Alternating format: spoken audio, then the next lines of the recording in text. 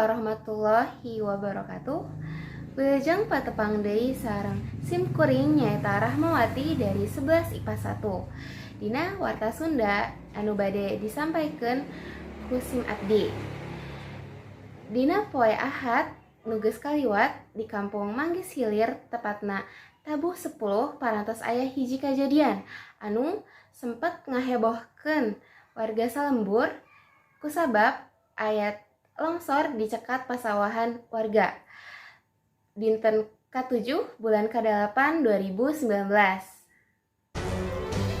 Tina kejadian ieu sakedikna satu warga pupus anu jenenganna Bapak Sobri tukang kuli macul sareng 4 warga sanesna kudu dicandak ka Cimande kusabab tulang pananganna pateuh katinggang urup. Dina ayana kejadian ieu urang sararea kedah waspada dina segala hal supados teu aya deui kejadian nu sarupa.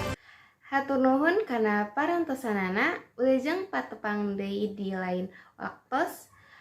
Sim kuring Rahmawati munggaran amit mundur. Wassalamualaikum warahmatullahi wabarakatuh.